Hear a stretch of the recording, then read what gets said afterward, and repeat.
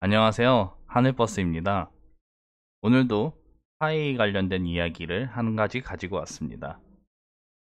화웨이가 미국과 중국의 패권 싸움, 즉 무역 싸움에서 가장 이제 주목받는 기업이 됐죠. 미국이 행정명령을 통해서 화웨이를 콕 집어가지고 이제 결단을 낼 분위기를 보이니까 중국도 당연히 이에 대응해서 화웨이를 지키려는 움직임을 계속 보이고 있기 때문입니다. 근데 이제 우리가 제가 말씀드렸죠. 결과적으로 이 미국과 중국의 패권 싸움에서 우리나라도 결과적으로 선택을 해야 되는 시점이 계속 다가오고 있다라는 거를 말씀드렸어요.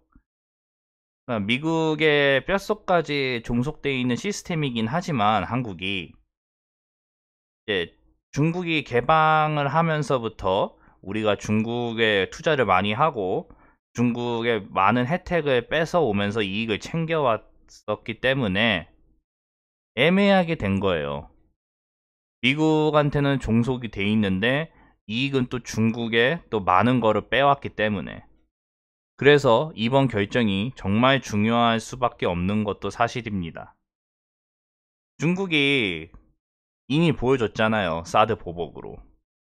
과거에는 뭐 중국한테 이익을 뺏어 먹어도 중국이 가만히 있었거든요. 근데 이제는 중국도 힘이 있기 때문에 자꾸 이제 뭐 미국과 중국의 가운데서 줄다리기 타다가 양쪽의 이익만 얻으면 어떻게 된다는지 중국이 보여줬습니다. 사드 보복으로. 가만히 있지 않겠다라는 걸요. 뭐 사람들이 가끔 그런 얘기를 하세요.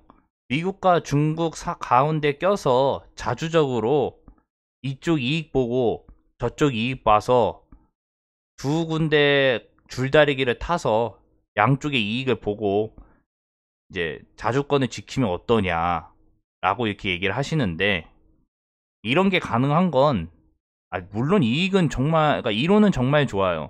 두 나라한테 자주적으로 대하면서 이제 이익은 이익대로 두 나라가 싸우니까요. 가운데서 이익을 챙기자라는 이 이론은 정말 좋은데, 그거는 어디까지나 정말 강한 나라일 때 얘기예요.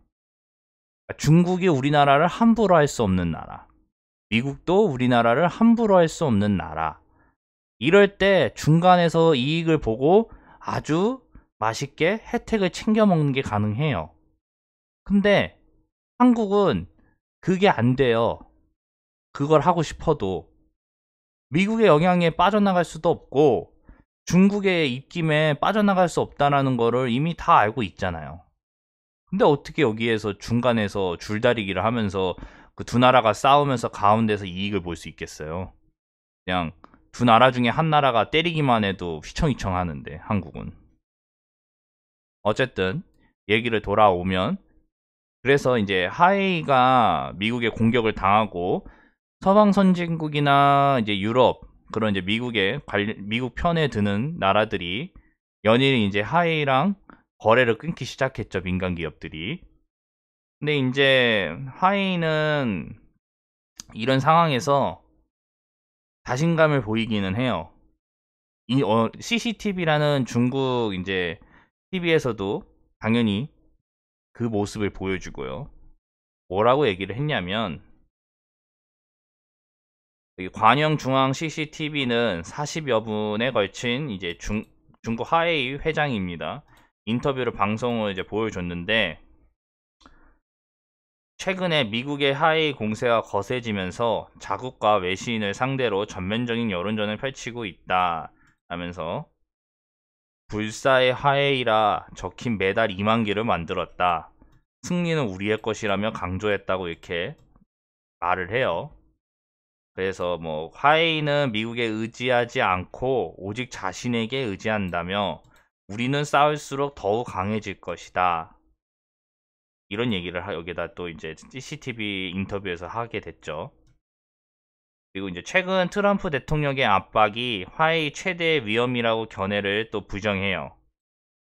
화웨이가 블랙리스트에 올라가면서 미국과의 거래가 실질적으로 중단됐는데 화웨이는 오히려 사기가 충만하다. 이런 내용이죠. 이게 뭐냐? 그냥 쉽게 이렇게 생각하시면 돼요. 뭐 미국에 제재당했어요. 우리 기업 망했어요.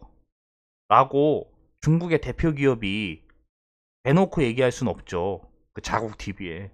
당연히 자신감이 있다고 이제 표출을 할 수밖에 없는 거죠.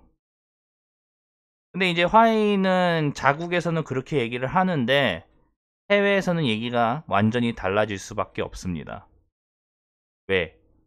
화웨이는 중국 기업이고 해외는 미국의 영향을 받을 수밖에 없는 이제 미국 시스템 안에 다 속해 있는 나라들이니까요. 근데 이제 어떤 얘기가 더 나오냐? 중국의 이제 그 화웨이 관계자가 우리나라 이제 주요 주문처에 거래 지속을 당부를 했어요. 얼마 전에. 그게 언론에도 포착이 됐죠. 보시면 이제 SK 하이닉스 같은 경우는 중국 매출이 상당한데 보이죠? 이 빨간색이 이제 그 중국 매출 이런 거니까. SK 하이닉스만이 문제가 아니라 화웨이가 또 주문하는 데가 삼성 디스플레이예요. 그러니까 삼성에서도 중국의 영향을 무시 못하는 거죠. 왜? 매출이 만만치 않게 중국에서도 일어나고 있으니까.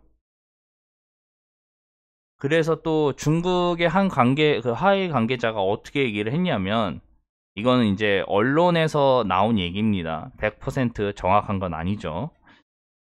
중국의 화웨이랑 거래를 끊지 않으면 중국 내수의 시장 몇 퍼센트를 더 챙겨주겠다라면서 삼성과 화웨이 이제 그 SK 하이닉스나 이런 데서 이제 거래를 끊지 않도록 당근책을 또 유도를 해요. 끊지 말라고. 더 당근을 줄 테니까. 그러니까 이런 상황이 지금 불과 며칠 새 발생됐습니다. 그러니까 이 말은 뭐냐? 정리를 하자면 우리한테는 더욱 선택의 순간이 다가왔다는 겁니다. 아까 말씀드린 것처럼 이러지도 저러지도 못하다가 양쪽한테 다 버림받는 상황도 발생될 수 있고, 두 나라 상대로 또 줄다리기를 했다가 또 이제 이익이란 이익은 또 못 받고 그렇게 또 물러날 수도 있는 상황이고 하니까 어디 한쪽으로는 결정을 해야 되는 상황이 이제 온 거죠. 특히 민간 기업이 이제 결정을 내려야 돼요. 누구를 보면서? 정부를 보면서요. 정부가 대놓고 화웨이랑 거래를 금지하라 라고는 할 수가 없어요. 그 말을 하는 순간 중국과는 이제 배척을 하겠다는 얘기이기 때문에 결국 민간이 스스로 어떻게 움직여야 되는데, 스스로라고 말은 했지만 정부 눈치를 보고 움직이는 거죠, 결국은.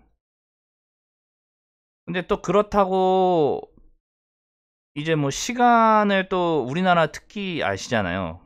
시간을 끌면서 이 문제가 자체적으로 해결되기까지 이제 뭐 기다리면서 끝까지 끌고 가는 그런 상황도 만들 수 있는데, 이게 또 애매한 게 미국과 중국이 화해하지 않고 이 상황이 쭉 흘러가도 우리 기업들은 언젠가는 선택을 해야 된다는 거예요.